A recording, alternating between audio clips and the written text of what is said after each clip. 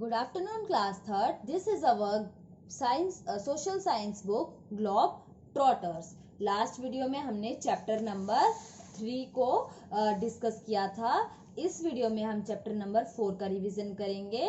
India physical division. India को physically किस तरीके से हमने डिवाइड किया है इसके बारे में हम पढ़ेंगे इस चैप्टर में. तो इंडिया एक बहुत ही बड़ा कंट्री है, बड़ी कंट्री है, जिसको अलग अलग तरीके से डिवाइड किया गया है. किस बेसिस पे? उसके लैंड फॉर्म्स पे. ठीक है ना. लैंड फॉर्म का मतलब किस तरीके की लैंड वहां पे पाई जाती है.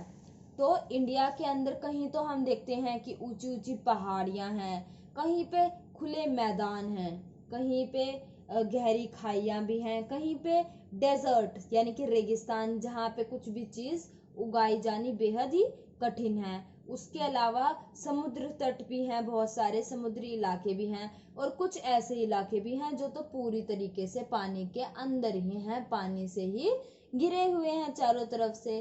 कोई एरिया ऐसा है जो पानी से तीन तरफ से घिरा हुआ है. तो इस बेसिस पे हमने अपनी कंट्री को किन फिजिकल डिवीजन में डिवाइड किया है वो हम इस चैप्टर में पढ़ने वाले हैं. तो हमारा इंडिया कितना ब्यूटीफुल कंट्री है, कितनी ब्यूटीफुल कंट्री है, ये हम जब उसको देखेंगे, वहाँ उसकी सुंदरता को देखने की कोशिश करेंगे इधर उधर घूम के, तब हमें पता चलेगा. ये हमारी जो कंट्री है इंडिया, ये कौन से पार्ट में लोकेटेड है? ये सदर्न पार्ट में लोकेटेड है. कौन से कॉन्टिनेंट के? एशिया. देखो सबसे बड़ी बात कि हम कौन से कॉन्टिनेंट में सिचुएटेड हैं, तो हम एशिया कॉन्टिनेंट में सिचुएटेड हैं, और उसके भी साउथ पार्ट में, यानी कि नीचे वाले पार्ट में. ठीक है ना. पूरे एशिया कॉन्टिनेंट के नीचे वाले पार्ट में हम आते हैं. तो एशिया के सदर्न पार्ट में हम लोकेटेड हैं. इंडिया 7th लार्जेस्ट कंट्री है और सेकंड मोस्ट पॉपुलेटेड कंट्री है. ठीक है. सबसे बड़ी, सेकंड नंबर पे सबसे बड़ी कंट्री है, सॉरी सेकंड नंबर पे सबसे पॉपुलेटेड कंट्री है, और 7th नंबर पे सबसे बड़ी कंट्री है पूरे वर्ल्ड में. ठीक है ना. जो इंडिया की मेन लैंड है, यानी कि इंडिया का फैलाव है, वो कश्मीर से कन्याकुमारी तक फैली हुई है. कश्मीर कहाँ आता है? नॉर्थ में. कन्याकुमारी कहाँ आता है? साउथ में. और ये लगभग 3200 किलोमीटर को कवर करता है. कितना? 3200 किलोमीटर. उसके साथ साथ ये गुजरात से अरुणाचल प्रदेश तक भी फैली हुई है. गुजरात कहाँ आता है? वेस्ट में, और अरुणाचल प्रदेश कहाँ आता है?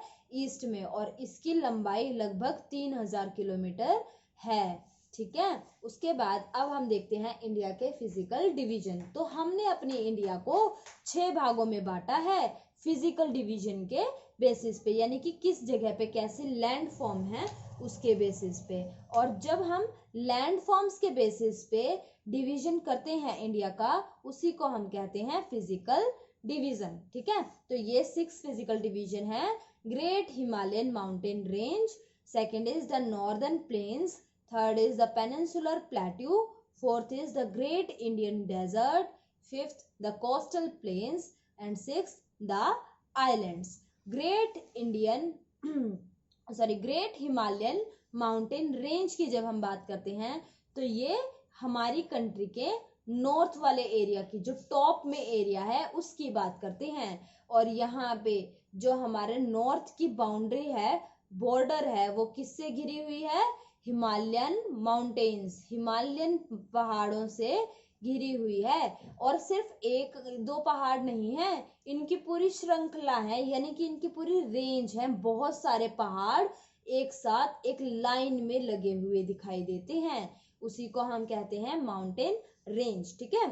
तो नॉर्थ में हिमालयन माउंटेन से हमारी जो इंडिया है उसको हम अलग करते हैं, और हिमालयन माउंटेन रेंज, जो ग्रेट हिमालयन माउंटेन रेंज है, वो सबसे नॉर्थ में सिचुएटेड है.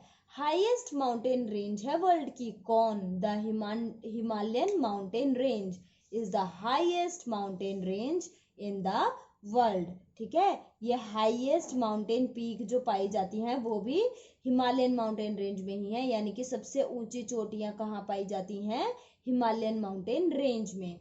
और they remain covered the snow throughout the year, ठीक है, लगभग पूरे साल ये किससे घिरी रहती हैं, बर्फ से घिरी रहती हैं। और जो वर्ल्ड की हाईएस्ट माउंटेन पीक है जिसका नाम है माउंट एवरेस्ट, वो कहाँ लोकेटेड है, नेपाल में, और वो भी इसी रेंज में आती है, किसमें, ग्रेट हिमालयन माउंटेन रेंज में।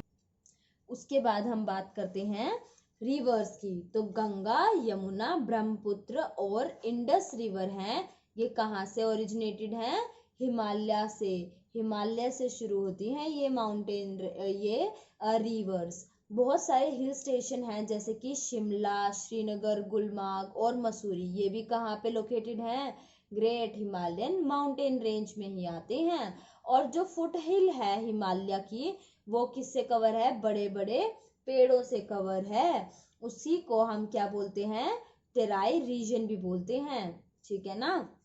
अब हम आगे देखते हैं नॉर्दर्न प्लेन। तो नॉर्दर्न प्लेन की क्या खास बातें हैं, ये बड़े बड़े मैदान हैं, दूर तक फैले हुए मैदान हैं साउथ ऑफ हिमालयाज में, यानी कि नॉर्थ में हिमालय है, उसके नीचे क्या आते हैं, नॉर्दर्न प्लेन्स आते हैं।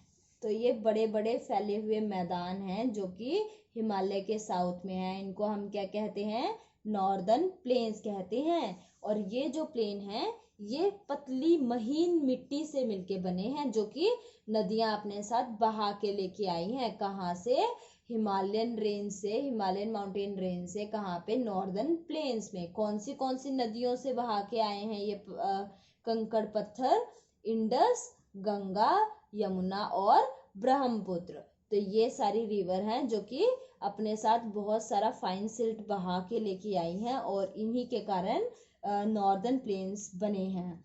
This region is very fertile, ये जो क्षेत्र है ये बहुत ज्यादा फर्टाइल है, यानी कि बहुत ज्यादा उपजाऊ है।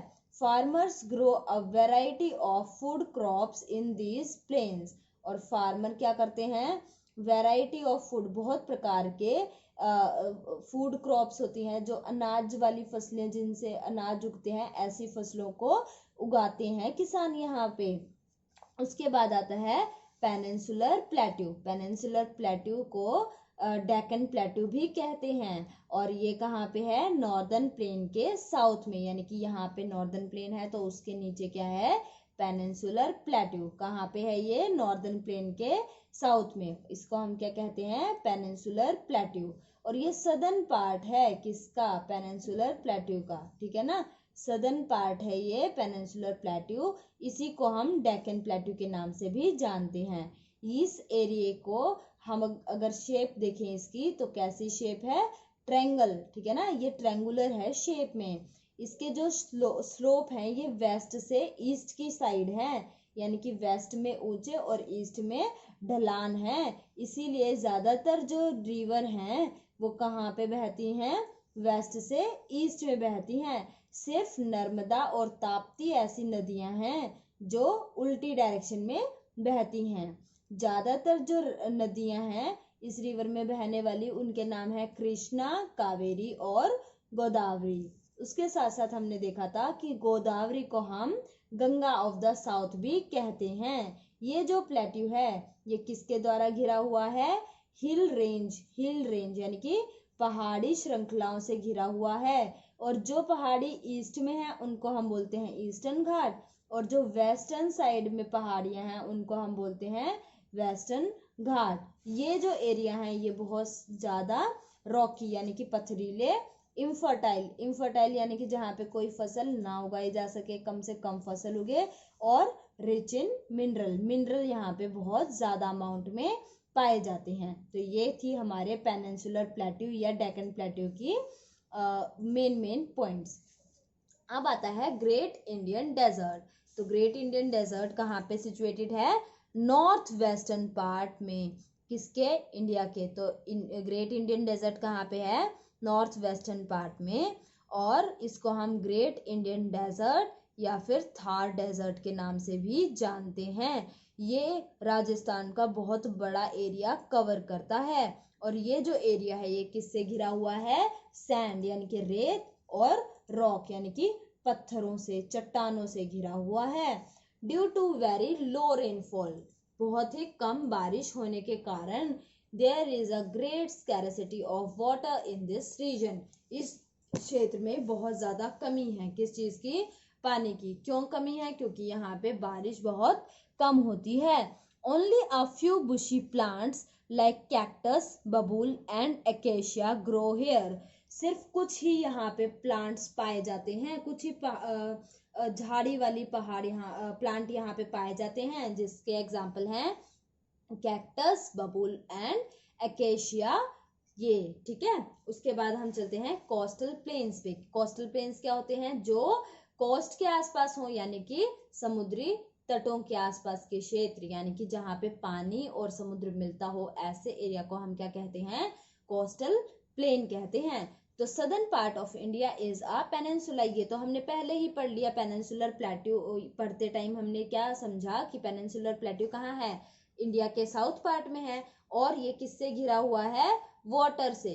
कहाँ से? तीन साइड। पेनिनसुलर प्लेट्यू नाम ही हमने इसीलिए रखा क्योंकि वो तीनों साइड से, 1, 2 और 3, इस तरीके से वो पानी से घिरा हुआ है, इसीलिए हमने उसका नाम क्या रख दिया? Peninsular plateau. ठीक है ना।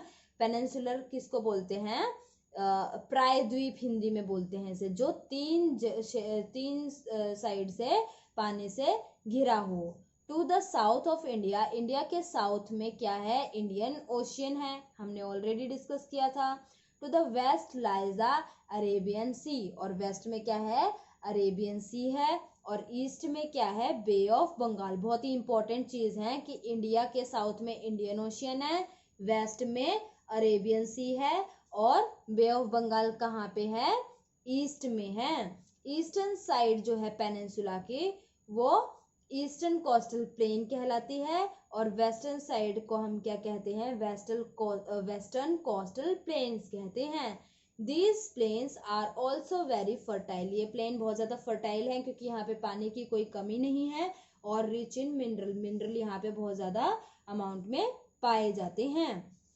उसके अलावा आइलैंड, 2 आइलैंड बहुत ही फेमस हैं। हमारे इंडिया के 2 आइलैंड ही हैं। ठीक है। तो India has 2 major groups of island. India के 2 मेजर ग्रुप ऑफ आइलैंड हैं। कौन से?